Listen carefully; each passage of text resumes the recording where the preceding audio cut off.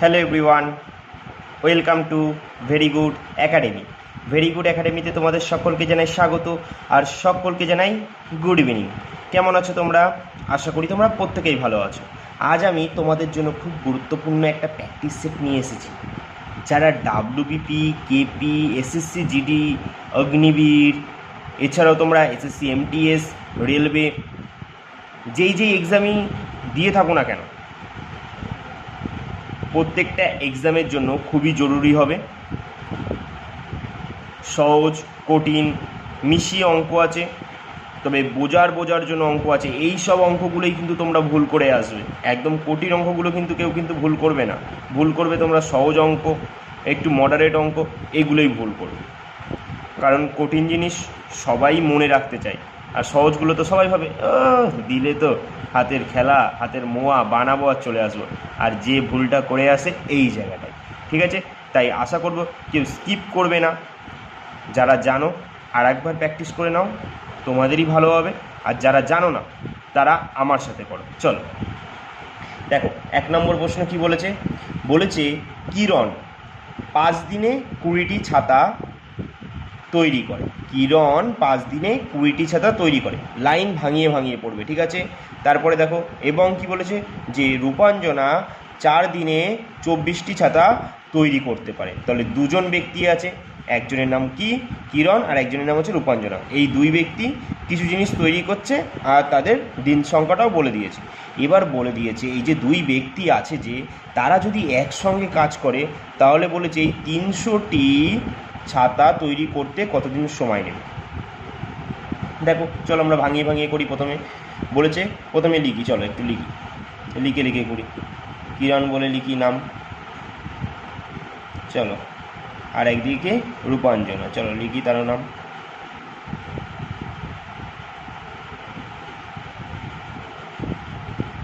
লেখা হয়ে গেল, আমাদের দুজনের নাম লেখা কমপ্লিট। এবার আমরা দেখব তাদের সম্পর্কে কী বলেছে, সেগুলো দেখব। চলো, প্রথমে বলেছে কিরণ নাকি 5 দিনে 20টি। দেখো এখানে তো নামটা একটু পাশাপাশি লিখে ভুল করে ফেললাম। পাশাপাশি লেখার কোনো দরকারও ছিল না, যেহেতু বলে দিয়েছে কিরণ 5 দিনে 20টি ছাতা তৈরি করে। চলো লিখি তাহলে। 5 দিনে কি করছে কিরণ? 20টি ছাতা তৈরি করছে, তাই তো। 5 দিনে 20টি ছাতা তৈরি করছে।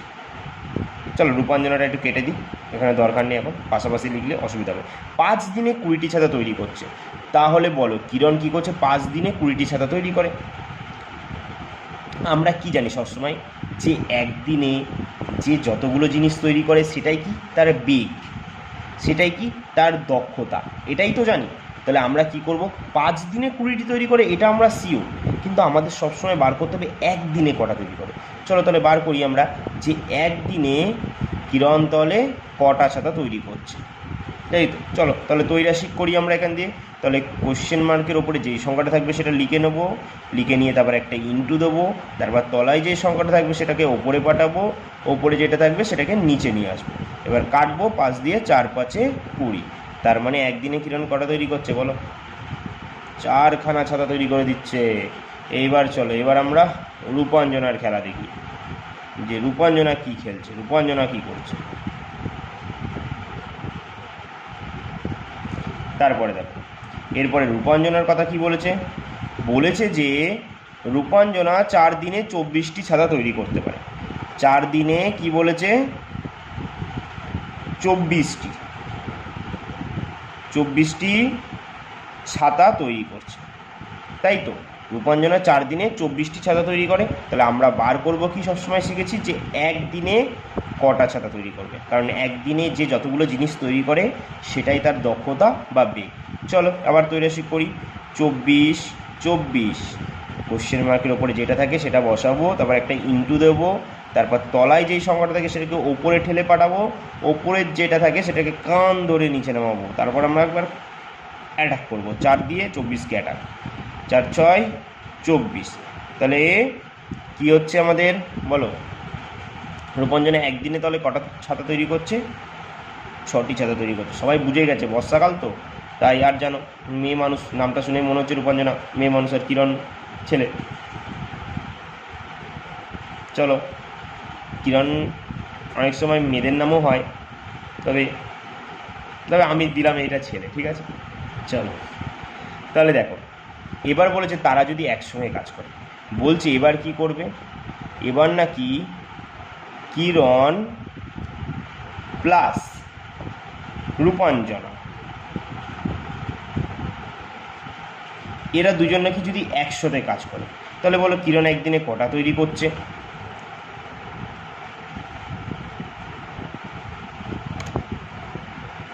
তাহলে বলো কিরণ একদিনে কটা ছাতা তৈরি করে? একদিনে 4টা তৈরি করে। আর রূপাঞ্জনা একদিনে কটা তৈরি করে? 6টা তৈরি করে। তাহলে তারা একসাথে কাজ করলে একদিনে কটা তৈরি করবে? 10টা তৈরি করবে, তাই তো।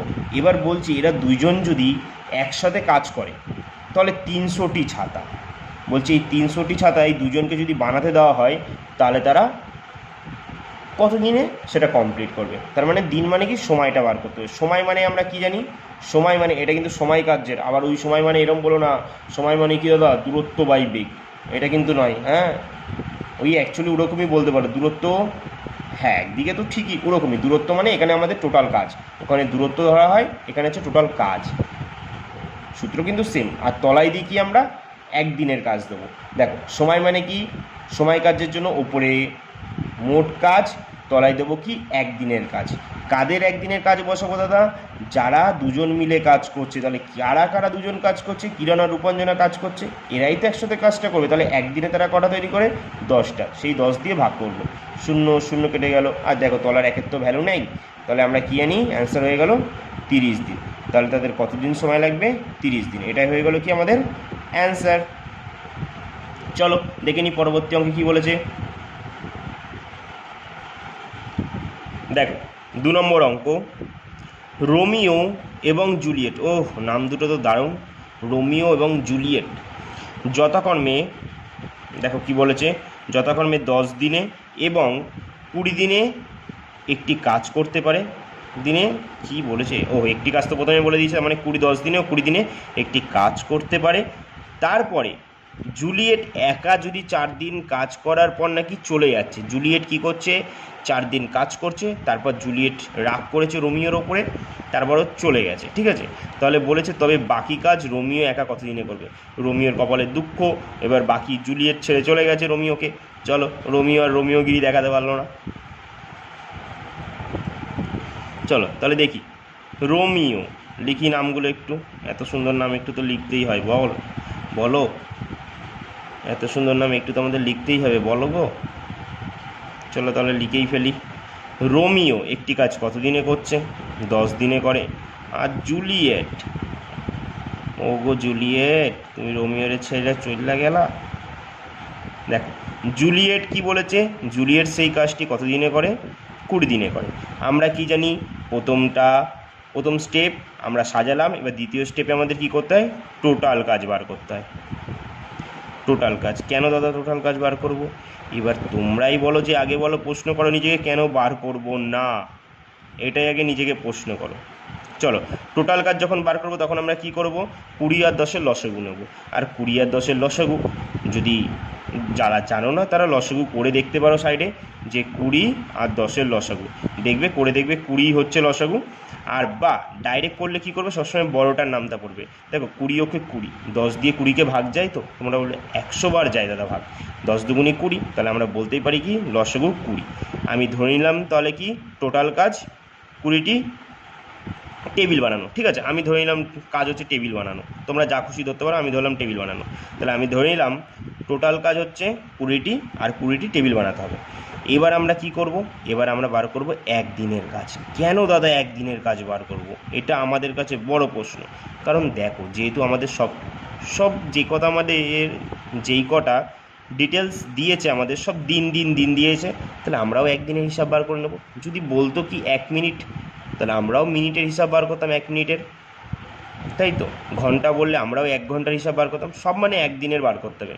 কারণ আমরা জানি কি 1 ঘন্টা, 1 দিন, 1 মিনিটে যে যতগুলো জিনিস তৈরি করে সেটা হচ্ছে তার দক্ষতা বা বেগ। চলো, রোমিও দেখো 10 দিনে 20টি টেবিল তৈরি করে, তাহলে একদিনে কটা করবে? 10 দুগুণে 20, 20কে 10 দিয়ে ভাগ করো তাহলে বেরিয়ে যাবে 10 দুগুণে 20, দুটি করছে। আবার দেখো জুলিয়েট 20 দিনে 20টা বানায়, জুলিয়েট হেভি কাজ করে একটা একটা করে, এই হচ্ছে ফাঁকিবাজ। তাহলে 20 দিনে 20টা তৈরি করে, তাহলে একদিনে 20/20 ভাগ করো, দেখো একদিনে একটা তৈরি করছে। আহা জুলিয়েট তুমি চলে গেছো একদিকে, ভালোই করেছো, পয়সাটা বেকার বেকার খাচ্ছিলে রোমিওর কাছে পকি পকি। চলো তাহলে বলো জুলিয়েট একা 4 দিন কাজ করার পর, তাহলে জুলিয়েট কি করছে, দেখো জুলিয়েট নাকি একা 4 দিন কাজ করছে। তাহলে বলো জুলিয়েট একদিনে কটা বানায়, একদিনে একটা বানায়, তার মানে 4 দিনে কটা টেবিল বানাবে, 4টি বানাবে। ব্যাস, জুলিয়েট এই 4টি টেবিল বানিয়ে কি করলো, ভগার পার। বললো কি, জুলিয়েট বললো আমি এবার যাই, আমি এখান দিয়ে গেলাম, আমি আর তোমার সাথে কাজ করবো না রোমিও, তোমাকে আমার ভাল লাগছে না, এবার আমি অন্য রোমিও খুঁজতে যাচ্ছি। চললো রোমিওর তখন কপালে দুঃখ যে আমার ছাইরা চলে গেল জুলিয়েট। কিন্তু রোমিও বললো যাই হোক, দুঃখ থাক আর যন্ত্রণা থাক ওটা আমার বুকেই থাক, কিন্তু কাজ আমায় কমপ্লিট করতে হবে, নাহলে মালিক আমার চামড়া গুটিয়ে নেবে। এই বলে রোমিও একা একা কাজটা শুরু করলো। রোমিও তখন দেখলো যে জুলিয়েট তো 4টা বানায় চলে গেছে, তাহলে আমার তো টোটাল কাজ 20টা, তার ভিতরে জুলিয়েট 4টা বানায় গেছে, তাহলে আমাকে আর বাকি কাজ কটা করতে হবে, বাকি 16টা টেবিল আমায় একা তৈরি করতে হবে। কিন্তু আমি তো একদিনেই 2টো বানিয়ে ফেলি, তাহলে 16টা বানাতে আমার কত সময় লাগবে, তাহলে আমরা রোমিওর সময় বার করব। তাই তো, সময় মানে কি, টোটাল কাজকে বা বাকি কাজ দেখো 16, সেটাকে ওপরে বসাবে, আর নিচে বসাবে একদিনের কাজ। কার একদিনের কাজ বসাবে, যেহেতু রোমিও কাজটা করছে তাই রোমিওরটা বসাবে। রোমিও একদিনে দেখো কটা টেবিল তৈরি করে, 2টি, 2 দিয়ে ভাগ করে দাও, 8 দুগুণে 16, তাহলে 8 দিন সময় লাগবে রোমিওর এই 16টি টেবিল তৈরি করতে। কেমন লাগলো বলো তোমাদের? চলো তাহলে এগিয়ে যাই পরবর্তী অঙ্কের দিকে। দেখো পরবর্তী অঙ্কে কি বলেছে একটি নৌকা স্রোতের অনুকূলে 40 মিনিটে 20 কিমি যায়, নৌকার বেগ বলে দিয়েছে আমাদের 42 কিমি/ঘন্টা, তাহলে স্রোতের বেগ বার করতে বলেছে। দেখো আমরা ভাঙিয়ে করব, খুব আস্তে আস্তে, খুব ভালো করে বুঝবে। হ্যাঁ, খুব ভালো অঙ্ক কিন্তু এটা। একটি নৌকা স্রোতের অনুকূলে, তার মানে আমাকে আপাতত যেই ডিটেলস বা তথ্য দিয়েছে সেটা হচ্ছে অনুকূলের তথ্য দিয়েছে। চলো আমরাও তাহলে অনুকূল নিয়েই খেলা শুরু করি। অনুকূল বলে একটু লিখে খেলি। আমি সব লিখে করছি, হ্যাঁ, তোমরাও প্রথমবার এরকম লিখে করো, কিন্তু পরীক্ষায় এত লিখলে হবে না, অর্ধেক ক্যালকুলেশন মাথায় করতে হবে, ঠিক আছে? চলো তাহলে দেখো অনুকূলে একটা সম্পর্ক বলেছে যে ওই যে নৌকায় চালাচ্ছিল, যেই ব্যক্তিটা নৌকা চালাচ্ছিল, ওই ব্যক্তিটা নাকি 40 মিনিটে কি করে 20 কিমি চলে যেতে পারে, 20 কিমি চলে যেতে পারে 40 মিনিটে। আমরা সবসময় বার করব কি 60 মিনিটে কতটা যেতে পারে, কারণ আমরা জানি যে 1 ঘন্টা, 1 মিনিট, 1 দিন, এই সময় যে যতগুলো জিনিস তৈরি করে বা যে যত দূরত্বই যাক না কেন, এটাই হচ্ছে কি তার বেগ। যেহেতু দেখো 40 মিনিটে 20 কিমি যায়, আমরা বার করবো ওকে যদি 60 মিনিট দেওয়া হতো তাহলে ও কত কিমি যেত। চলো তাহলে আমরাও বার করি, তৈরাশিক করি, এখানে কোশ্চেন মার্ক দিই। চলো 20 কোশ্চেন মার্কের উপর যেই সংখ্যাটা থাকবে সেটা বসাবো, ইনটু তলায় যেটা থাকবে সেটা তোমরাই বলো কি করব। হ্যাঁ, তোমরা বলবে দাদা এটা উপরে দেবো, একদমই তাই, আর উপরে যেটা থাকবে সেটা নিচে দেবো। এবার আমরা কাটাকাটি করবো, 0 0 ভাবে 4 দিয়ে 20কে কাটলে 4 5 20, 5 6 30। তাহলে আমরা বলতে পারি কি এটাই কি 30 কিমি/ঘন্টায়, আমি বলতে পারি এটাই হচ্ছে অনুকূলের বেগ।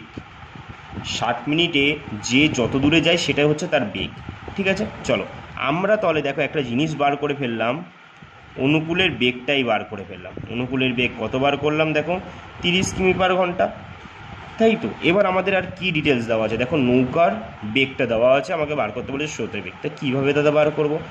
আগে প্রশ্ন করো যে কেন বার করতে পারবো না? এই অনুকূল দিয়েই তো আমরা সব কিছু বার করতে পারবো, কারণ আমরা অনুকূলকে ভাঙালে কি পাই বলো? অনুকূলকে ভাঙালে আমরা দুটো জিনিস পাই, তাই তো। অনুকূলকে ভাঙালে আমরা দুটো জিনিস পাই, একটা কি অনুকূলকে ভাঙালে পাই নৌকা প্লাস স্রোত। যদি ভাঙাই তাহলে আমরা বলতেই পারি অনুকূলকে ভাঙি, আমরা এটা বলতে পারি নৌকা প্লাস স্রোত। প্রতিকূলকে কি বলি, নৌকা মাইনাস স্রোত। কেন দাদা এখানে প্লাস দেবো? যেহেতু অনুকূল, যেদিকে স্রোত সেই দিকেই নৌকা যাচ্ছে, দুটোই একই দিকে যাচ্ছে, তাই একে অপরকে উপকার করছে। তাই অনুকূলে আর প্রতিকূল, দেখো কথার ভেতরেই আছে প্রতি, মানে বাধা দিচ্ছে, মানে একদিক দিয়ে স্রোত আসছে, একদিক দিয়ে নৌকা যাচ্ছে, তখন একটা বাধা পড়ছে, তাই তো। তাই এটা হচ্ছে প্রতিকূল, তার জন্য আমরা মাইনাস দিই। যেহেতু অনুকূলে যাচ্ছে, তাই অনুকূলকে ভাঙালে দুটো জিনিস পাওয়া যায়, নৌকা প্লাস স্রোত সমান সমান 30। দেখো তারপরে এবার দেখো নৌকার বেগ আমরা কত বার করেছি। এই নৌকার বেগ আমরা তো বার করিনি, এটা তো নৌকার বেগ বলে দিয়েছে। দেখো নৌকার বেগ কত বলেছে, 42 কিমি পার ঘন্টা, প্লাস স্রোতের বেগ তো আমরা জানি না, এটা আমরা বার করব, সমান সমান 30। চলো এবার আমরা তাহলে স্রোতটা বার করে নিই।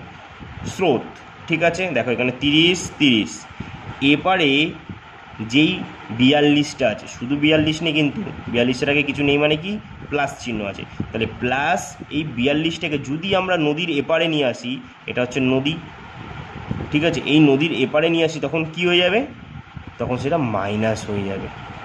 আমরা প্রত্যেকেই জানি এই নিয়মটা, যে প্লাস থাকলে মাইনাস হয়ে যায়, মাইনাস থাকলে প্লাস হয়ে যায়, গুণ থাকলে ভাগ হয়ে যায়, ভাগ থাকলে গুণ হয়ে যায়। তাহলে চলো স্রোত, দেখো তাহলে বলো 30 থেকে 42 যদি বাদ দিয়ে দিই, বা 42 থেকে 30, এখানে কিন্তু প্লাস মাইনাস এইসব জিনিস ধরবে না, পাটিগণিতে এত কিছু না মেনে চললেও হয়, বীজগণিতে কিন্তু এখানে প্রচুর খেলা আছে, বীজগণিত থাকলে এটা মানতেই হতো। ঠিক আছে, চলো তাহলে স্রোতের বেগ, স্রোত মানে কি, স্রোত বার করব। চলো 42 থেকে 30 বাদ দিলে, তাহলে স্রোতের বেগ হচ্ছে 12 কিমি পার ঘন্টা। এটাই হয়ে গেল কি আমাদের অ্যান্সার, যেটা আছে দেখো অপশান সিতে। বুঝেছ? চলো তাহলে এগিয়ে যাই পরবর্তী অঙ্কের দিকে। দেখো পরের অঙ্ক দেখো কি বলেছে, 270 মিটার দৈর্ঘ্যের একটি ট্রেন 25 কিমি পার ঘন্টা বেগে গেলে বিপরীত দিক থেকে 2 কিমি পার ঘন্টা বেগে হেঁটে আসা এক ব্যক্তিকে কত সেকেন্ডে অতিক্রম করবে। চলো তাহলে আমরা এক এক করে ভাঙাই আর দেখি। প্রথমে দেখি 270 মিটার দৈর্ঘ্যের একটি ট্রেন আছে, তার মানে এই যে একটা ট্রেন, আগে একটু ট্রেনটা আঁকি, বন্দে ভারতকে আগে একটু এঁকে নিই আমরা। এই যে ট্রেনটা আছে না, চলো ট্রেনের চাকাটা আঁকতে হবে নাকি, চলো আঁকি। এই ট্রেনের চাকা, দেখো কি সুন্দর ট্রেন এঁকেছি, এত সুন্দর ট্রেন এঁকবো না আমি, এত সুন্দর ট্রেন আঁকি আমি। চলো হেবি সুন্দর ট্রেন এঁকেছি, তোমরা দেখতেই পাচ্ছ যে বন্দে ভারত এঁকে ফেলেছি। এই যে বন্দে ভারতটা আঁকলাম, প্রশ্নে বলেছে এই বন্দে ভারতের দৈর্ঘ্য বলে দিয়েছে কত, 270 মিটার দৈর্ঘ্যের একটি ট্রেন, এর দৈর্ঘ্য কত 270 মিটার বলেছে। এই ট্রেনটা কি করছে, আর এই ট্রেনটার কিন্তু আর একটা জিনিস বলে দিয়েছে, এই ট্রেনটা নাকি কী বলেছে, 25 কিমি পার ঘন্টা বেগে এই দিকে এগিয়ে যাচ্ছে। ঠিক আছে, এই দিকে এগিয়ে যাচ্ছে গেলে বিপরীত দিক থেকে, মানে আবার দেখো বিপরীত দিক থেকে মানে কি, এই যে ট্রেনটা যেদিকে যাচ্ছে মানে ট্রেনটার মুখোমুখি, মানে এটাকেই মুখোমুখি মানে বিপরীত দিক থেকে নাকি একটা ব্যক্তিটা এরকম হাঁটে।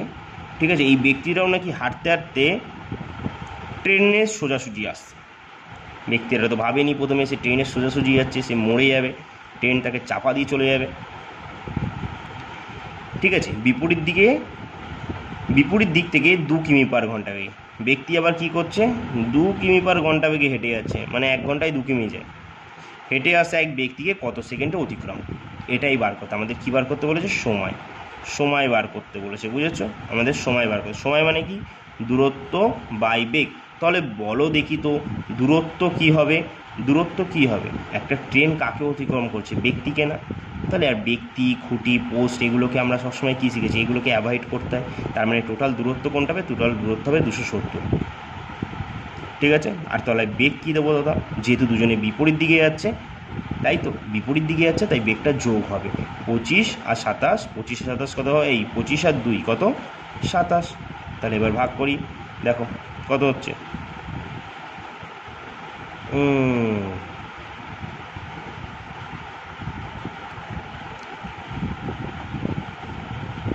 চলো তাহলে কাটলে কত হচ্ছে, 27 দিয়ে কাটলে 27 আর একটা 0, তাহলে এটা কি বেরালো, এটা কিন্তু 10 কিমি পার ঘন্টা বেরালো।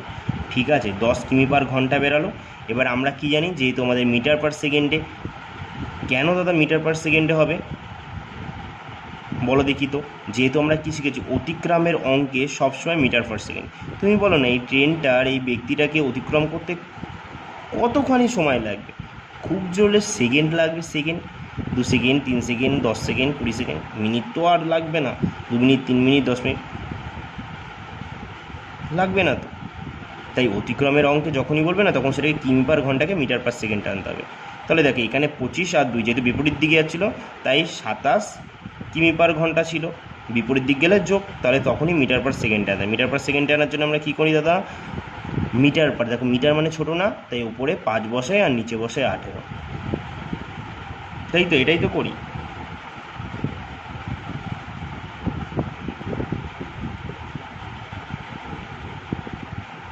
তাহলে বলো, এখানে যদি কিমি পার ঘন্টাকে যদি আমি মিটার পার সেকেন্ডে আনি, মিটার মানে ছোটো, তাই 5টা উপরে বসাবো, তলে 18, 5/18 দিয়ে ভাগ। তাহলে চলো এবার কাটাকুটি করি, 3 দিয়ে কাটি, চলো 3 দিয়েই কাটি, না ডাইরেক্ট 9 দিয়ে কাটি নাকি? হ্যাঁ চলো, 9 দুগুণি 18, 9 দিয়ে কাটলে 3 নং 27, তাহলে 3 5 15, 15/2 মিটার পার সেকেন্ড। এই এই এই এটা আমি কি করেছি? এটা তো 270টা মিটারে ছিল, তাহলে এই জায়গাটা একটু হবে না, হ্যাঁ এটা ভুল হয়ে গেছে, একটুখানি মিস্টেক হয়ে গেছে, তাই এই জায়গাটাকে কেটে দাও, বুঝেছো? দেখো ভালো করে দেখো, তাহলে আমরা এটাকে দেখো প্রথমে কি করবে, মিটার পার সেকেন্ডে কেন আনবে? যেহেতু অতিক্রমের অঙ্ক করছো, তোমরাই বলো না, একটা খুঁটি, পোস্ট, ব্রিজ, সেতু, এদেরকে অতিক্রম করতে কত আর সময় লাগবে? কয়েক সেকেন্ড লাগবে। তাহলে যেহেতু সেকেন্ড সময় লাগছে, তাহলে আর আমরা কী করব? যে কোনো অতিক্রমের অঙ্ক মানেই সবসময় মিটার পার সেকেন্ডে আনবে, সবসময় বেগটাকে মিটার পার সেকেন্ডে আনতে হবে। তাহলে যেহেতু বিপরীত দিকে ট্রেনটা আর ব্যক্তিটা একে অপরের বিপরীত দিকে যাচ্ছে, তাই আমরা কি করলাম, বিপরীত দিক গেলে কি বেগ যোগ হয়, তাহলে যোগ হলে কি হচ্ছে 27 কিমি পার ঘন্টাটাকে মিটার পার সেকেন্ড আনলে 15/2 মিটার পার সেকেন্ড আসছে। তাহলে এবার আমাকে বলেছে এই যে ট্রেনটা আর ব্যক্তিটা একে অপরের বিপরীত দিকে যাচ্ছে, তাহলে বলেছে এই ট্রেনটা এই ব্যক্তিকে কত সেকেন্ড অতিক্রম করবে। তাহলে সময় মানে কি আমরা জানি, দূরত্ব বাই বেগ, ওপরে টোটাল দূরত্ব কত বসাবো? 270। কেন দাদা 270 বসাবো? কারণ কেন বসাবো না গিয়ে এটা নিজেকে প্রশ্ন করো, তুমি বলো তো, ট্রেনের দৈর্ঘ্য আছে আর ব্যক্তির আর কত দৈর্ঘ্য? এটা সামান্য একটুখানি, তাহলে আর ওর আর দৈর্ঘ্য থাকবে, তার মানে টোটাল দূরত্ব হবে 270ই। আর বেগটা কী বসাবে? এই যে আমরা এত সুন্দর করে ভাঙিয়ে বার করেছি, দেখো এটাও মিটারে আছে, এটা আমরা মিটার পার সেকেন্ডে বার করেছি, একক কিন্তু সেম রাখতে হবে, ঠিক আছে?